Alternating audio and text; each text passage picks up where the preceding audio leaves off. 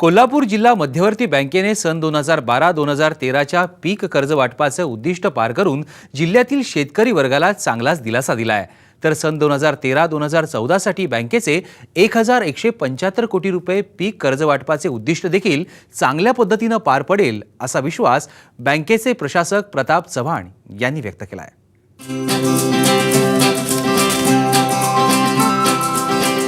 जिल्ह्यातील शेतकऱ्यांच्या विकासाला आणि त्यांच्या अर्थकारणाला दिशा देणारी बँक म्हणून कोल्हापूर जिल्हा मध्यवर्ती बँकेचा राज्यात लौकिक आहे।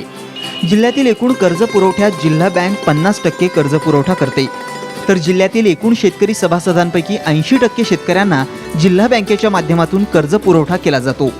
यापुढील काळात देखील जिल्हा बँक सदैव शेतकऱ्यांच्या हिताची धोरणे राबवणार असून जिल्ह्यातील विकास सेवा सोसायट्यांच्या सबलीकरणाबरोबर शेतकऱ्यांना गरजेनुसार कर्ज पुरवठा करण्यावर भर देण्यात येणार आहे। त्याचबरोबर शेतकरी निवासाची योजना ही बँकेच्या वतीने राबवण्यात येणार आहे। 12-13 सालामध्ये 900 कोटीचं पीक कर्जाचं उद्दिष्ट होतं, त्याच्यामध्ये आपण 993 कोटीचं वाटप केलं, 112% अचिव्हमेंट झाली। यावर्षी 1175 कोटीचं उद्दिष्ट या बँकेला आहे आणि ते आपण पूर्ण करू याचा विश्वास आहे। त्याच्यामध्ये प्रामुख्याने मध्यम मुदत कर्जपुरवठ्यामध्ये वाढ करून शेतकऱ्यांना जे जे प्रकारचे कर्जपुरवठा गरज आहे ते देणार आहोत। SHG, JLG याच्यासारखी फायनान्स करून सर्वसामान्य शेतकऱ्यांना याच्यामध्ये समाविष्ट करून घेणार आहोत। 50% हिस्सा जिल्हा बँकेचा आहे।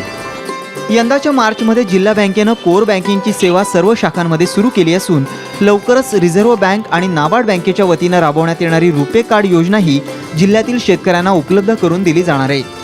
रुपे कार्डच्या माध्यमातून शेतकऱ्याला जी आपण किसान क्रेडिट कार्ड योजनेअंतर्गत मर्यादा मंजूर करू, त्या मर्यादेच्या अधीन राहून शेतकरी कोणत्याही शाखेतून कुठल्याही गावातून हा व्यवहार त्याचा करू शकेल।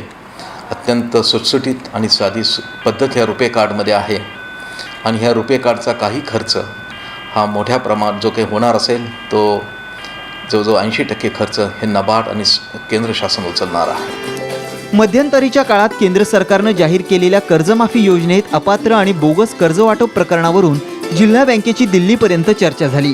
कर्जमाफी प्रकरणावरून मोठं राजकारण केलं गेलं, मात्र जिल्हा बँकेनं आपल्या कर्तव्यात कसूर न करता शेतकरी हिताकडे लक्ष देत आपली वाटचाल शेतकरी हितासाठीच असल्याचं पुन्हा एकदा सिद्ध केलंय।